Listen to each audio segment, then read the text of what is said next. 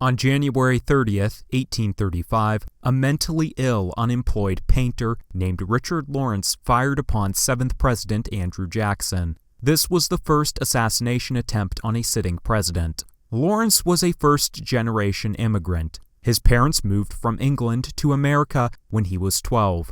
For most of his years, he'd led a life that was unremarkable. He lived with his siblings, worked as a painter, and earned a reputation of a quiet, moral, and hard-working man. His dress was simple and conservative. By all measures, he was normal. When Lawrence was 32, 3 years prior to the attempt on Jackson, he began a quick mental decline involving a change in appearance and personality. Out of nowhere, he quit his job. When his sister asked why and how he planned to provide for himself, Lawrence told her that the government owed him massive amounts of money. The reason for this was because he believed he was King Richard III of England. He was also convinced he owned 2 estates back in his supposed home country. Other than sharing the same name, it's unclear why he believed he was Richard III, especially considering the king had died over 3 centuries prior. The money that Richard did actually have was spent frivolously in attempts to appear royal.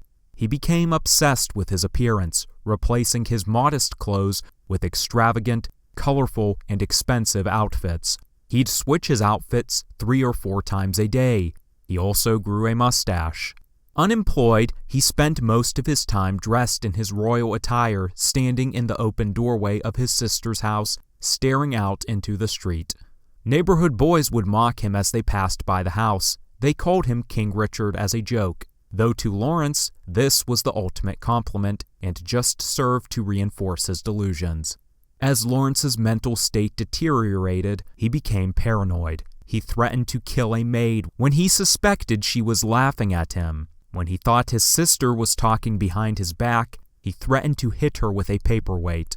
Over the years, he became increasingly violent with his siblings, especially his sisters. However, the true object of his ire was President Andrew Jackson. Jackson was opposed to the Second Bank of the United States, a controversial position which made him unpopular in the political world. Lawrence came to believe that Jackson's meddling with the bank was the reason he wasn't getting the money from his estates in England. If only Vice President Martin Van Buren could take office, he could start a national bank and Lawrence could get his money. He spent weeks observing Jackson, noting his routine and habits. Around this time, he was often spotted sitting in painters' shops, where he rattled on about the president.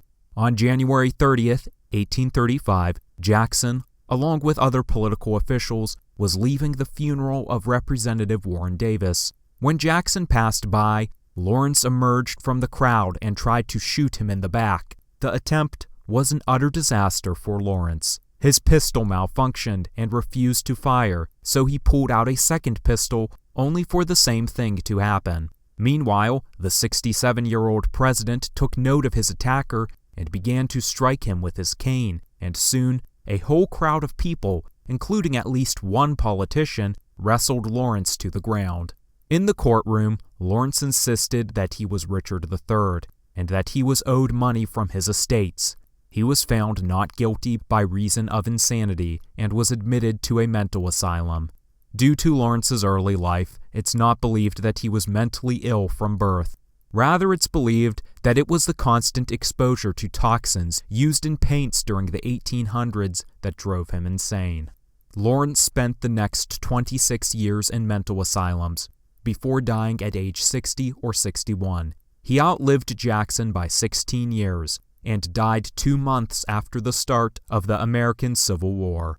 If you enjoyed this video, consider watching Fates of the Presidential Assassins, which discusses what happened to the men who were successful in killing United States presidents. If you'd like to see more videos like this, discussing the men who attempted to kill presidents, leave your suggestions in the comments section. To support this channel, consider subscribing and donating on Patreon. Patreon link in the description below.